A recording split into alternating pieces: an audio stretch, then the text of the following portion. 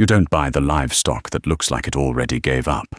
You buy the sleek, heavy-uddered Holsteins that promise a quick return. But when Jo dumped her last few dollars on a herd of moth-eaten, sway-backed rejects, the county laughed. They aren't laughing anymore. Here's why. The auction barn smelled of wet sawdust, cheap wintergreen tobacco, and animal panic. It was a Tuesday in late November, the kind of afternoon where the sky hangs low and grey, looking exactly like a bruised knee.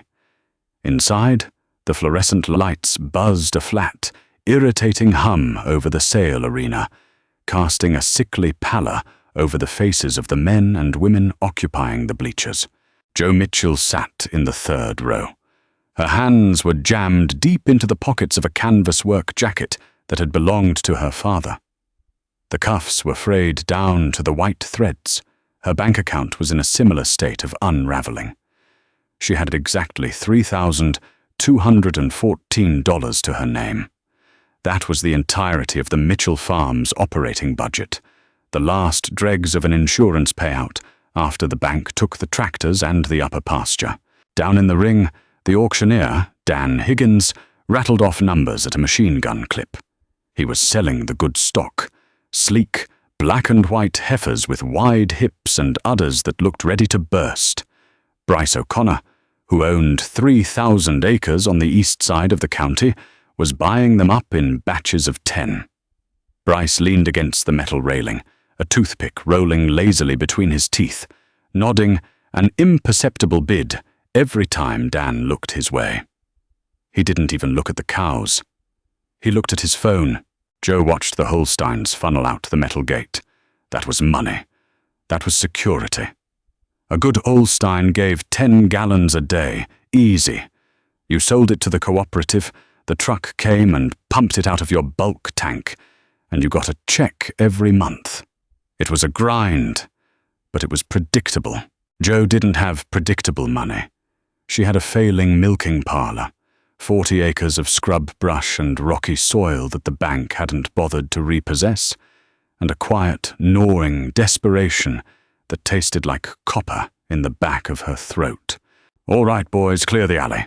Dan's voice echoed through the PA system, losing a bit of its rhythmic auctioneer bounce. "Got a special lot here. Lot 82. The heavy steel doors banged open. The crowd in the bleachers collectively leaned forward, then immediately leaned back. A ripple of low laughter rolled through the barn. They were, without a doubt, the ugliest cattle Jo had ever seen. There were 9 of them. They didn't look like dairy cows. They barely looked like cows. They were a bizarre, mottled mix of dun, brindle, and a sickly, yellowed white. Their coats were rough and shaggy, matted with dried mud and burrs. You could count every rib on their flanks. Their heads were too large for their bodies, and their horns, for the ones that hadn't been dehorned properly, jutted out at odd, asymmetrical angles. One had half an ear missing, a jagged edge of scar tissue where a coyote or a barbed wire fence had taken a toll. "Now, folks, these are, well, they're a heritage cross," Dan said, clearing his throat. The microphone caught the scrape of his boots. "Owner passed away. Been out on poor pasture for a year. But they got 4 legs and a heartbeat." More laughter. Bryce O'Connor smirked and spat a fleck of tobacco onto the sawdust. "I wouldn't feed them to my dogs, Dan. Put them on the truck to the packing plant. We're selling them as a lot," Dan continued, ignoring Bryce but looking resigned. 9 head. Meat price. Let's start at 1,000 for the lot. Who gives me 1,000? Silence. The cows huddled in the center of the ring, terrified by the lights and the noise. The one with the missing ear let out a low, rattling bellow. It sounded hollow. Jo looked at them. Really looked at them. Beneath the mud and the emaciation, she noticed their legs. Thick, sturdy bones. Wide hooves built for traversing rough terrain, not standing on concrete.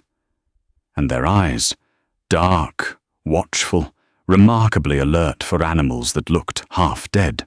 500? Dan pleaded. Come on, boys. The hides are worth that. Joe didn't think about it.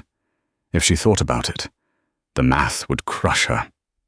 She pulled her right hand out of her pocket and raised 2 fingers. Dan blinked, scanning the rows. Got 500 in the 3rd row. Joe Mitchell. Do I hear 6? The silence in the barn was sudden and absolute. Every head turned to look at her. Joe kept her eyes locked on the ring. She felt the heat creeping up her neck. 500 going once, Dan said, his voice dropping the auctioneer cadence entirely. Going twice. Sold. Lot 82 to Joe Mitchell. As Joe stood up to go settle her ticket at the office, Bryce O'Connor shifted his weight against the rail and blocked her path on the stairs. He was a large man who smelled of expensive cologne and diesel fuel. You starting a petting zoo, Joe? He asked. Or a boneyard? Excuse me, Bryce, she said, her voice flat.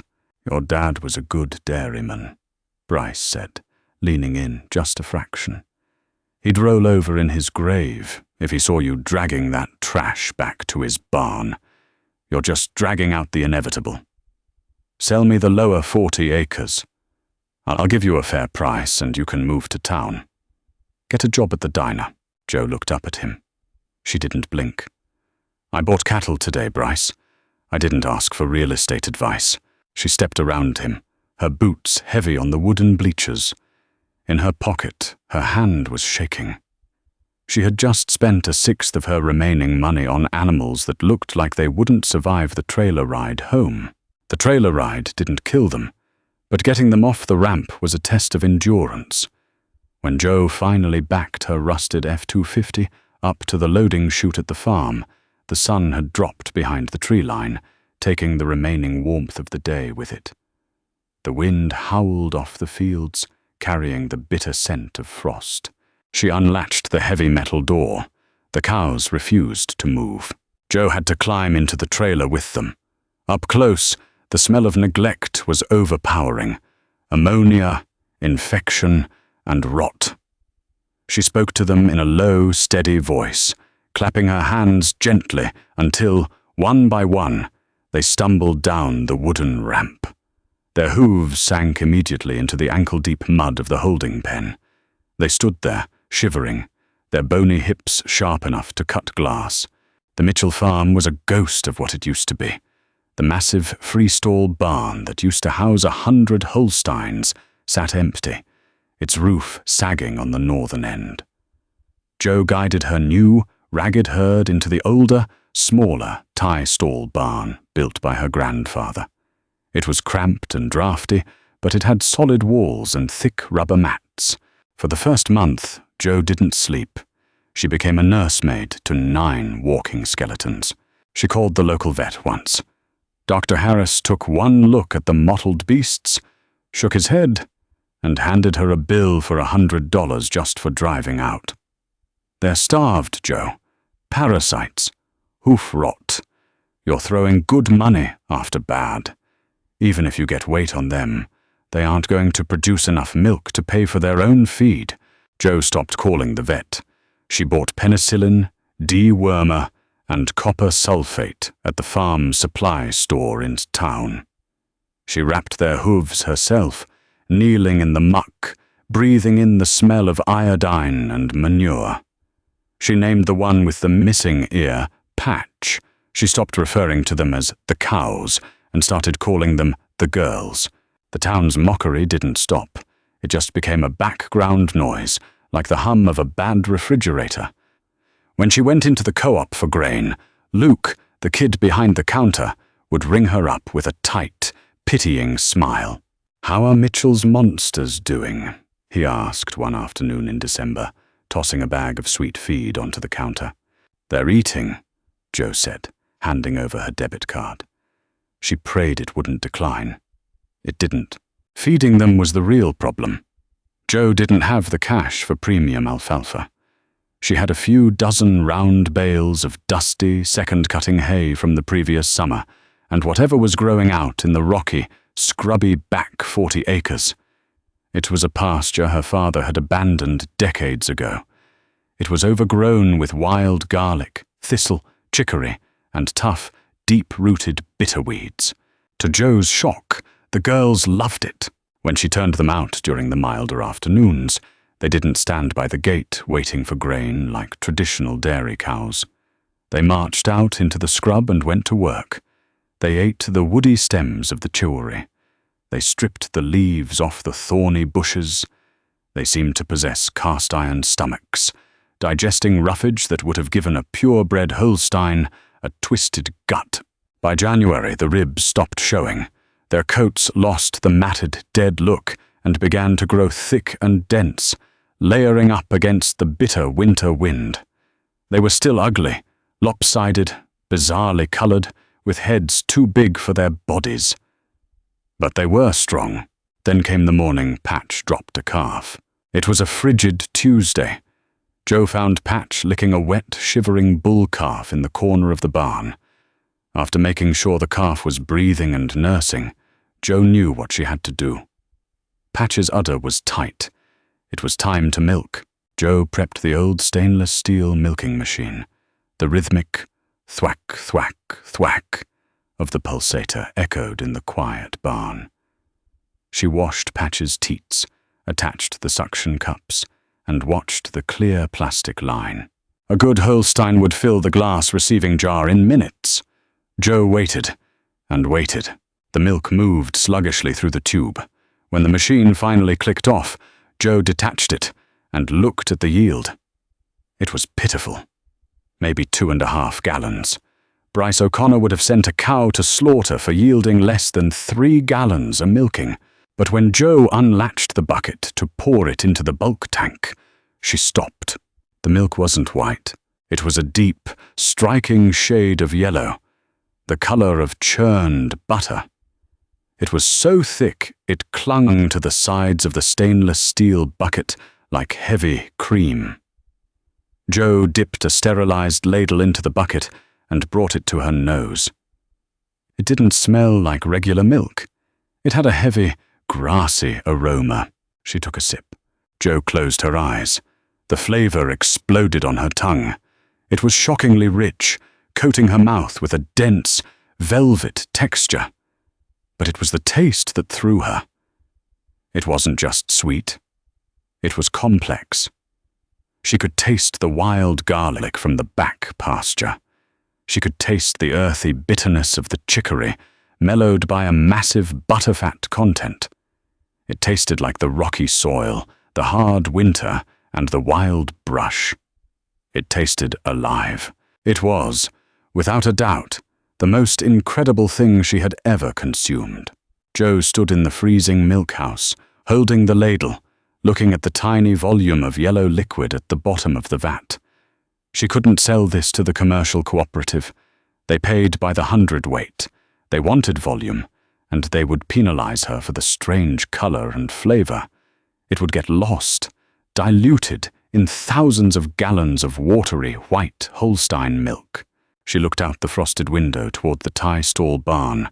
The girls were chewing their cud, their ugly, misshapen heads bobbing in the shadows. "Okay," Joe whispered to the empty room. "What do I do with you?" Joe made cheese. She didn't want to make cheese. Cheese was a temperamental, mold-driven headache that required time she didn't have and equipment she couldn't afford. But the local co-op manager had taken one look at a sample of Patch's yellow milk, ran a somatic cell count, and flatly refused it. "It's too fat, Joe," he had told her over the phone, sounding almost apologetic. "It'll clog the separators. Plus it smells like wild onions. I can't put that in a silo with 10,000 gallons of grade A." So, Joe turned to her grandmother's neglected root cellar. She scrubbed the stone walls with bleach and hauled down 3 heavy stainless steel pots. She bought a basic thermometer, a bottle of liquid calf rennet, and a few plastic molds from an online supply shop, completely draining her checking account in the process. The first 3 batches were disasters. Batch 1 didn't set. It remained a thick, yellow sludge that she eventually fed to the barn cats. Batch 2 set, but she pressed it too hard.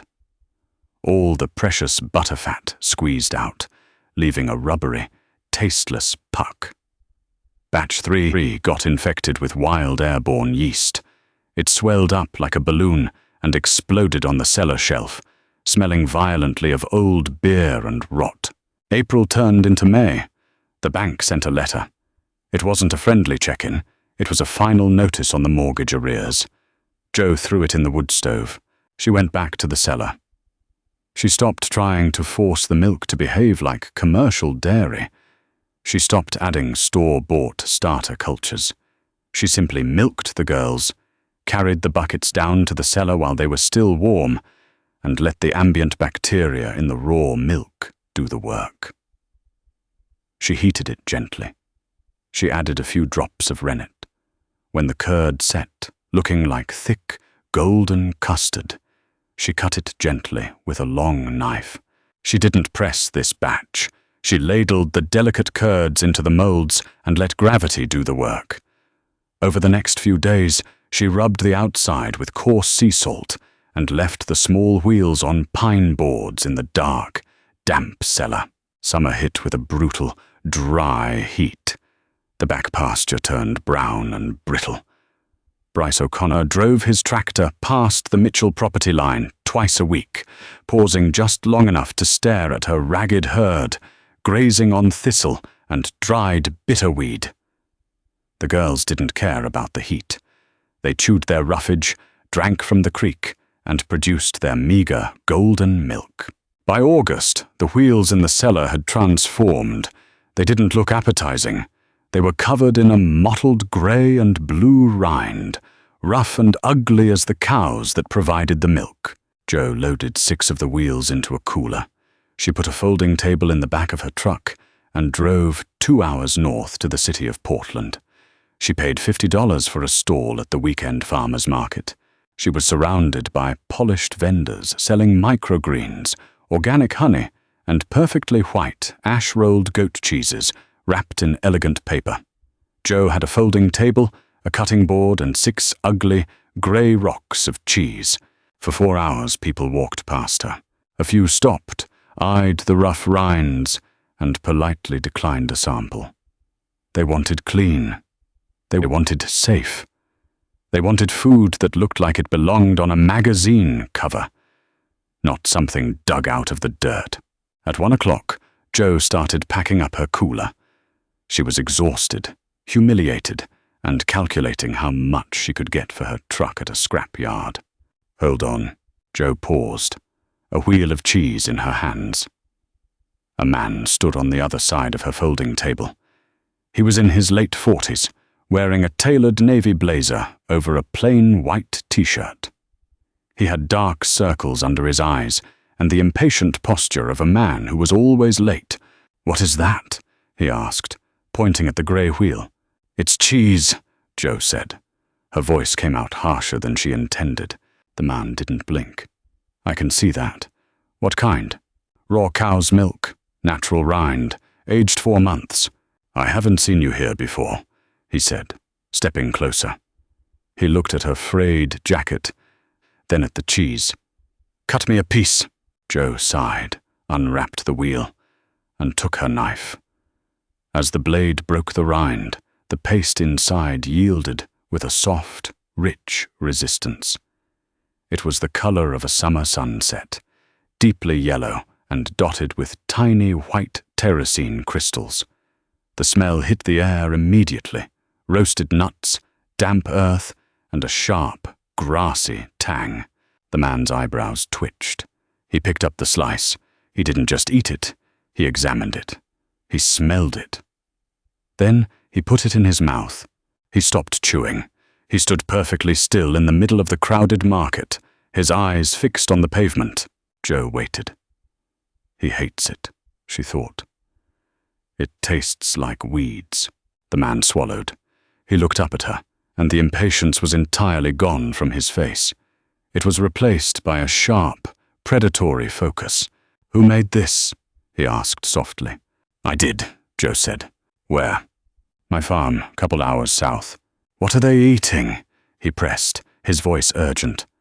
"I'm getting allium, garlic, mustard seed, and the fat content is absurd. What breed?" "A heritage mix," Jo said, crossing her arms defensively. "And they eat weeds. Bitterweed, chicory, wild garlic, whatever grows in the scrub." The man reached into his jacket and pulled out a leather wallet. He pulled out $300 bills and slapped them on the folding table. "I'll take the rest of this wheel, and the other 5 in your cooler." Jo stared at the money. "They're $30 a wheel." "They're whatever I say they are," the man replied. He handed her a matte black business card. It read, "Tobias Lang, Executive Chef, The Lark." It was a restaurant Jo had read about in the state paper. It had a 6-month waiting list. "Do not sell this to anyone else," Tobias said, pointing a finger at her. "I'll be at your farm on Tuesday." Tobias Lang didn't just come on Tuesday. He brought an entourage. A sleek black SUV navigated the rutted dirt driveway of the Mitchell farm, parking next to Joe's rusted F-250. Tobias stepped out, wearing expensive boots that immediately sank into the mud. With him was a woman with a clipboard and a bald man who smelled heavily of espresso. They were cheese buyers for a major regional distributor. Joe stood by the tie stall barn, leaning on a pitchfork. Patch, the cow with the missing ear, was scratching her rear end against a fence post, looking ridiculous. "This is it?" the bald man asked, looking at the sagging roof of the old free-stall barn. He sounded deeply skeptical. "Wait until you taste it," Tobias muttered. He led them into the milk house. Jo had set up a small tasting on a stainless steel prep table. She cut into a fresh wheel. The buyers tasted it. Silence descended on the damp milk house, broken only by the distant, hollow lowing of the cows. The woman with the clipboard let out a slow, heavy breath. "It's like a Gruyere and a sharp cheddar had a violent, beautiful collision," she whispered. "I told you," Tobias said, looking at Jo with a proprietary gleam in his eye. "It's the terroir. You can taste the stress of the pasture. You can taste the survival." Within an hour, they had drafted a contract on the hood of the SUV. They wanted every ounce of cheese Jo could produce. They would provide the upfront capital to upgrade her cellar into a proper, climate-controlled aging cave. The wholesale price they offered per pound was high enough to make Joe's head spin. It was enough to pay off the bank. It was enough to fix the roof. It was enough to save the farm. The news traveled fast in a small county. It took exactly 3 weeks for Bryce O'Connor to show up. It was a crisp morning in late September. Joe was out in the back pasture, checking the water troughs. The girls were scattered through the scrub, tearing into late-season chicory. Bryce's spotless King Ranch pickup rolled to a stop by the gate. He got out, leaning heavily on the top rail of the fence. He watched the cows for a long time. Then he looked at Joe. "I hear you're selling cheese to some fancy restaurant in the city," Bryce said. His tone was casual, but his jaw was tight. "Word travels," Joe replied, not looking up from the trough float valve. "I hear they're paying top dollar." Bryce spat a fleck of tobacco into the dirt. "Must be some kind of fad. People in the city will pay for anything if you put a rustic label on it." "Maybe." Bryce shifted his weight. "Tell you what, Joe, I'm expanding my operation. I need more acreage. I'll still buy this lower 40 off you. Give you a premium. And just to do you a favor, I'll take that ugly herd off your hands. Put 'em on my feedlot. Fatten 'em up for the grinder. Give you a clean break." Jo stopped what she was doing. She wiped her hands on her canvas jacket. She walked over to the fence, stopping just a few feet from Bryce. "You want my cows, Bryce?" she asked quietly. "I want the land. The cows are just a write-off." "No, they're not," Jo said, her eyes locking onto his. "You ran the numbers. You talked to Dan at the auction house. You know what these cows are doing, and you can't stand it. You can't stand that I took the garbage you laughed at and made a living out of it." Bryce's face flushed. You're getting cocky, Joe. It's a fluke. It's not a fluke. It's survival. Joe tapped the heavy wooden fence post. These cows aren't for sale. This land isn't for sale. And if you ever pull up to my gate trying to buy my girls for slaughter again, I'll take a shotgun to your tires. Are we clear? Bryce stared at her, his mouth opening and closing silently. He looked at the ragged, misshapen cows grazing in the weeds. Then he looked back at Joe's hardened, unblinking face. He turned around, got in his truck, and drove away without a word. Joe watched the dust settle on the road. The air was cool and smelled of impending rain. Behind her, she felt a heavy, wet nose nudge her shoulder. It was Patch. The cow let out a low, rumbling huff, her single ear swiveling toward the road. Joe reached up and scratched the thick, wiry hair between Patch's lopsided horns. The cow leaned into the touch, her large, dark eyes completely unbothered by the world outside the fence. They weren't pretty. They would never win a blue ribbon at the county fair. They were built for hard ground and bitter feed. But as Joe leaned against her, smelling the dust and the sweet, grassy scent of the herd, she knew one thing for certain. They were exactly where they belonged. Sometimes, the things the world throws away are the only things strong enough to save us. Joe and her herd of misfits proved that real value isn't found in a pedigree, but in grit and survival. If this story of underdog redemption struck a chord with you, drop a like, share it with someone who needs a reminder to keep fighting, and subscribe to the channel for more grounded, real-life stories of triumph. See you in the next video.